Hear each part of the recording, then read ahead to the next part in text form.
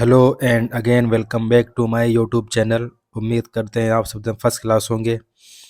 तो हमने first part में directorate general of health services के अंदर जो वैकेंसीज आई हुई हैं उनको हमने उनमें हमने 18 वैकेंसीज़ को हमने 18 पोस्ट को हमने डिस्कस किया था। तो अब हम पार्ट टू के अंदर जो आगे और इसके अंदर वैकेंसीज़ हैं 18 के आगे, अब उनको हम डिस्कस करेंगे।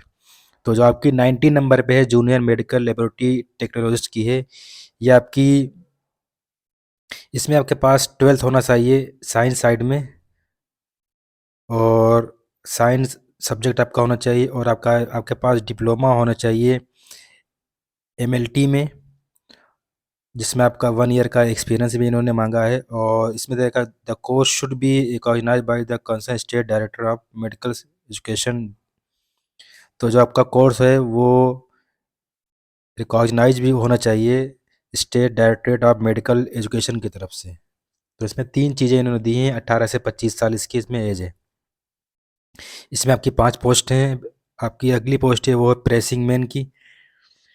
इसमें आपके पास 12th पास होना ज़रूरी है, और आपके पास आईटीआई सर्टिफिकेट होना चाहिए, या आईटीआई के पास में कोर्स होना चाहिए फिटर का या आपका मशीन ऑपरेटर का।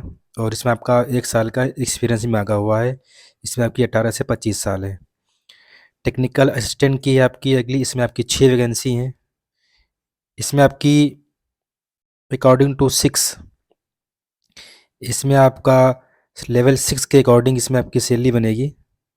और इसमें आपके पास बीएससी डिग्री होनी चाहिए जूलॉजी या फिजियोलॉजी में, किसी भी यूनिवर्सिटी या इंस्टीट्यूट से। और आपके पास इसमें एमएससी इन जूलॉजी और आपका फिजियोथेरेपी में। और इसमें आपका 2 साल का इन्होंने एक्सपीरियंस मांगा है बायोटेक्नोलॉजी या electrophysiology with knowledge of handling physiological equipment. इसमें आपकी 30 साल रहेगी। अगली है वो एनिमल अटेंडेंट की है। इसमें आपका लेवल 1 के अकॉर्डिंग सैलरी बनेगी। इसमें अभी आपके पास 10th होना चाहिए और एक साल का एक्सपीरियंस मांगा गया है। अगली जो वैकेंसी है वो है लेबोरेटरी अटेंडेंट की। इसमें भी आपके पास 10th पास होना ज़रूरी है, और इसमें आपका डीएमएलटी मांगा है। और इसमें भी आपके पास सर्टिफिकेट कोर्स होना चाहिए, डिप्लोमा या सर्टिफिकेट कोर्स में आपके पास होना चाहिए। किसी भी जो आपका concern state directorate of medical है उसमें वहाँ से आपका होना चाहिए। लाइब्रेरी क्लर्क की अगली पोस्ट है। इसमें भी आपके पास 12th पास होना ज़रूरी है, और इसमें आपके पास डिप्लोमा या सर्टिफिकेट होना चाहिए लाइब्रेरी साइंस में। इसमें भी आपके पास 18 से 25 साल है एज, और इसमें 2 वैकेंसी हैं। अगली वैकेंसी है लाइब्रेरी अटेंडेंट की। इसमें भी आपके पास 10th पास होना ज़रूरी है, और इसमें आपके पास सर्टिफिकेट कोर्स होना चाहिए लाइब्रेरी साइंस में। इसमें लेवल 1 के अकॉर्डिंग सैलरी बनेगी। नर्सिंग स्टाफ नर्स की है यहाँ पर। इसमें आपकी लेवल 7 के अकॉर्डिंग सैलरी बनेगी। इसमें आपके पास डिप्लोमा होना चाहिए in general nursing and midwifery, या इसके इक्विवेलेंट आपके पास कोई डिग्री होनी चाहिए। और इसमें आपका रजिस्टर्ड होना चाहिए एज ए नर्स, और आपका रजिस्टर्ड होना चाहिए एज ए मिडवाइफ किसी, इसमें आपका स्टेट नर्सिंग काउंसिल में। अगली है वो आपकी कुक की है। इसमें आपके पास 10th पास होना ज़रूरी है, और 1 साल का एक्सपीरियंस मांगा है इन्होंने कैटरिंग कोर्स का, और 1 ईयर एक्सपीरियंस मांगा है वो आपका रिलेवेंट फील्ड में। अगली है वो आपकी असिस्टेंट फिजियोथेरेपिस्ट की है। इसमें आपके पास 12th पास होना ज़रूरी है साइंस सब्जेक्ट में, और इसमें आपका डिप्लोमा मांगा है फिजियोथेरेपी। 2 साल का जो आपका कोर्स होता है। और इसमें आपका जो आपका कोर्स है वो आपका रजिस्टर्ड होना चाहिए द स्टेट फिजियोथेरेपी काउंसिल, या आपका डायरेक्टरेट ऑफ मेडिकल एजुकेशन में, जो इसमें 2 साल का इन्होंने एक्सपीरियंस मांगा है। अगली वो पैरा मेडिकल वर्कर की है। इसमें आपकी लेवल 3 के अकॉर्डिंग सैलरी बनेगी। इसमें आपका 12th पास होना ज़रूरी है, और इसमें आपका कोर्स होना चाहिए मल्टीपर्पज़ हेल्थ वर्क कोर्स, इसमें आपका पास होना चाहिए किसी भी इंस्टीट्यूट से। अगली जो है वो आपकी किचन असिस्टेंट की है। और इसमें आपके पास 10th पास होना ज़रूरी है। तो जिनमें एक एक वैकेंसी है, अब उनको डिस्कस नहीं करेंगे। और जो आपकी बाकी असिस्टेंट फिजियोथेरेपिस्ट की है, फिटर इलेक्ट्रिशियन की है, कुक कम किचन असिस्टेंट की आपकी है, पैरामेडिकल वर्कर की है आपकी, और टेलर की है। लेबोरेटरी अटेंडेंट में आपकी CRI कसौली से 69 वैकेंसीज़ हैं, इसको डिस्कस करेंगे। इसमें आपका लेवल 1 के अकॉर्डिंग सैलरी बनेगी। इसमें आपके पास 10th पास होना ज़रूरी है और आपके पास 1 साल का ट्रेनिंग सर्टिफिकेट या आपके पास डिप्लोमा होना चाहिए कम से कम 1 साल का इन मेडिकल लेबोरेटरी MLT में आपका, या आपका एनिमल केयर में, या आपका लेबोरेटरी एनिमल केयर में, या आपका production of immunobiological and animal care में, या आपका डिप्लोमा होना चाहिए इन वेटरनरी लेबोरेटरी टेक्नोलॉजी में किसी भी इंस्टीट्यूट। तो इसमें 1 साल का इसमें आपके पास सर्टिफिकेट होना चाहिए जो इन्होंने फील्ड दे रखी है, और 10th पास होना ज़रूरी। अगली आपकी वो टेक्नीशियन की नंबर 40 पे आपकी बॉयलर अटेंडेंट की है। वर्कशॉप अटेंडेंट की है, इसमें CRI कसौली से इसमें 4 वैकेंसी हैं। इसमें आपके पास 10th पास होना ज़रूरी है और आपका सर्टिफिकेट आपके पास होना चाहिए ITI, जो आपकी फील्ड दे रखी ABCDE करके, इसमें किसी एक में से। अगली है डेमोस्ट्रेटर बायोकेमिस्ट्री एंड न्यूट्रिशन की पोस्ट है। अगली है आपकी सिस्टर ट्यूटर की है। लेबोरेटरी अटेंडेंट में आपकी 16 पोस्ट हैं कोलकाता से। इसमें आपके पास 10th पास होना ज़रूरी है और 1 साल का एक्सपीरियंस आपका इन लेबोरेटरी वर्क की national accreditation board for hospital accredited hospital. तो इसमें आपके पास 1 साल का एक्सपीरियंस होना चाहिए लेबोरेटरी वर्क में। अगली है वो एनिमल अटेंडेंट की है, आपकी म्यूज़ियम की है, म्यूज़ियम अटेंडेंट। नर्सिंग ऑफिसर में 16 पोस्ट हैं। इसमें आपके पास BSc नर्सिंग होना चाहिए, BSc ऑनर्स में आपका नर्सिंग होना चाहिए, या आपका रेगुलर कोर्स होना चाहिए BSc नर्सिंग में किसी भी इंस्टीट्यूट या यूनिवर्सिटी से, या आपके पास पोस्ट बेसिक BSc नर्सिंग होना चाहिए और इसमें आपका रजिस्टर्ड होना चाहिए nursing council, state nursing council में भी। अगर ये नहीं तो आपके पास डिप्लोमा होना चाहिए इन मिडवाइफरी किसी भी इंस्टीट्यूट से, और आपका इसमें रजिस्ट्रेशन भी होना चाहिए, और इसमें आपका 1 साल का एक्सपीरियंस मांगा है डिप्लोमा वाले में। और 1 साल का इन्होंने एक्सपीरियंस मांगा है 50 बेडेड हॉस्पिटल का। अगली है वो junior secretary social welfare officer की है। आपकी 49 पे टेलर की वैकेंसी है, 450 पे कैन वर्कर की है, रेडियोग्राफी की है आपकी,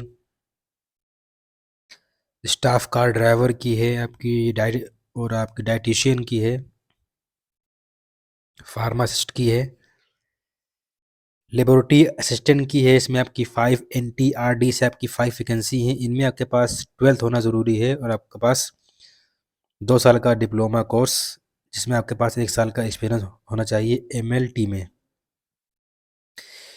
HMTS general others ward boy की इसमें इसमें आपकी NTRD से है 21 वैकेंसी। इसमें आपके पास 10th पास होना ज़रूरी है, बस आपका इसमें काम हो जाएगा। ऐसे आपकी HMTS डाइटरी किचन स्टाफ की है, इसमें आपके पास 10 वैकेंसी, इसमें भी आपके पास 10th पास होना ज़रूरी। HMTS सैनी सैनी सैनिटेशन सफाई कर्मचारी की, इसमें आपकी NITRD से इसमें आपकी 29 वैकेंसी, इसमें भी आपके पास 10th पास होना ज़रूरी है। फार्मासिस्ट कम क्लर्क की है। तो जो आपकी HMTS की है, इन सब में आपके पास लेवल 1 के अकॉर्डिंग सैलरी बनेगी। 18 से 25 साल इसमें आपकी एज रहेगी। रेडियोथेरेपी टेक्नीशियन की है, इसमें आपके पास CNCI से 5 वैकेंसी हैं। इसमें आपके पास BSc होनी चाहिए रेडियोथेरेपी में, 3 साल का जो आपका कोर्स होता है, और 2 साल का इन्होंने इसमें एक्सपीरियंस भी मांगा हुआ है।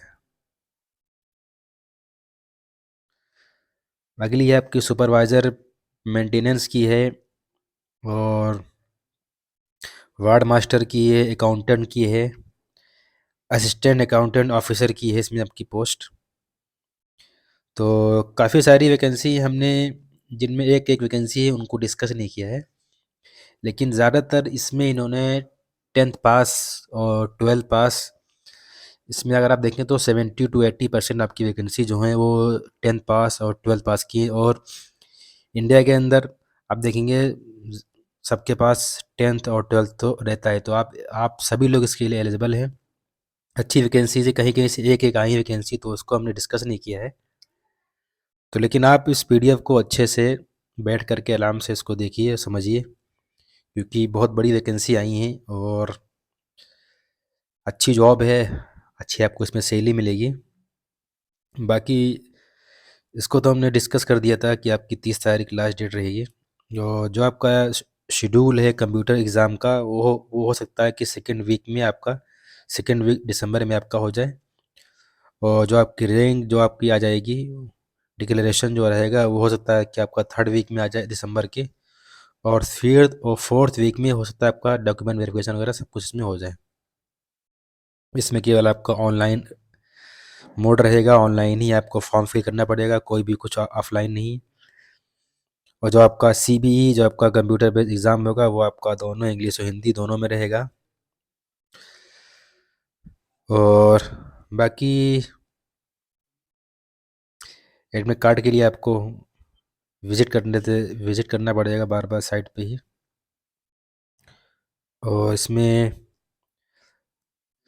पे स्केल जो उन्होंने ऊपर दे रखी है 1 2 3 4 5 6 7 दे रखी है, तो आप यहाँ से इसको देख सकते हैं। इन्होंने दे रखा है कि लेवल 1 के अकॉर्डिंग कितनी सैलरी बनेगी, बाकी हमने डिस्कस किया है ऊपर, लेकिन आप यहाँ भी आराम से बैठ करके देख सकते हैं। लेवल 6 के अकॉर्डिंग आपकी सैलरी कितनी बनेगी, लेवल 5 के अकॉर्डिंग कितनी सैलरी बनेगी, ये सब यहाँ पे इन्होंने दे रखा है, ये अच्छी चीज़ है।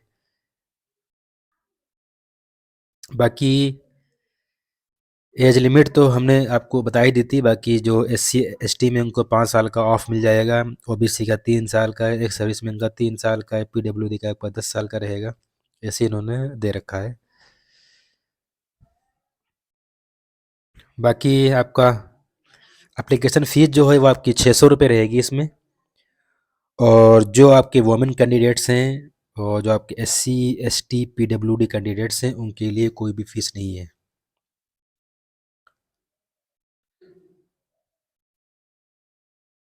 बाकी जो आपके सेंटर रहेंगे, centre for CBT exam, Delhi NCR, Chennai, Bangalore, Mumbai, Lucknow, Ranchi, Chandigarh, Guwahati and Kota, यहाँ पे आपके CBT एग्ज़ाम होंगे। Candidate need to choose their choice of examination centre in the order of preference. तो आप इसमें सेंटर ऑफ चॉइस भी कर सकते हैं। कहीं कहीं होता है कि आप सेंटर चॉइस नहीं कर सकते, लेकिन यहाँ आप सेंटर चॉइस कर सकते हैं।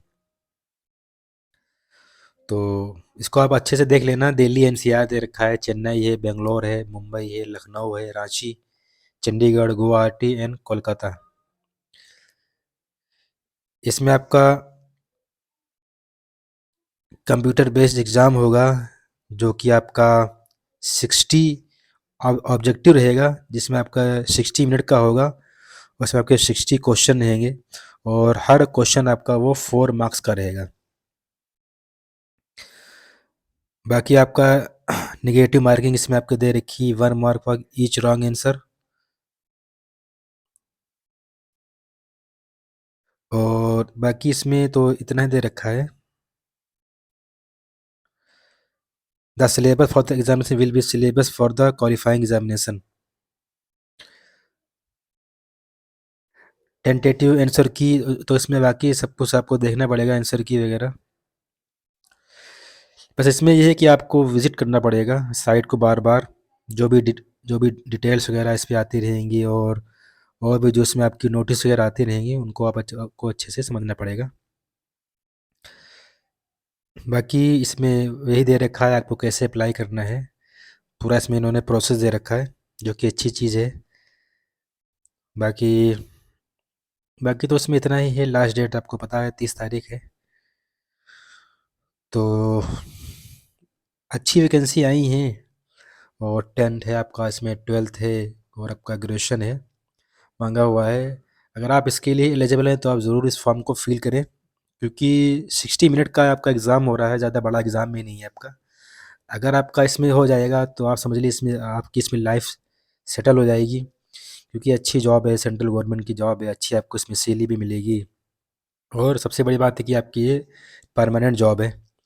तो अगर आप इसके लिए एलिजिबल हैं, अगर आप एलिजिबल नहीं हैं तो आपके दोस्त वगैरह आपके घर के लोग हैं उनको बताएं, उनसे इस वीडियो को शेयर करें। Okay, thank you very much.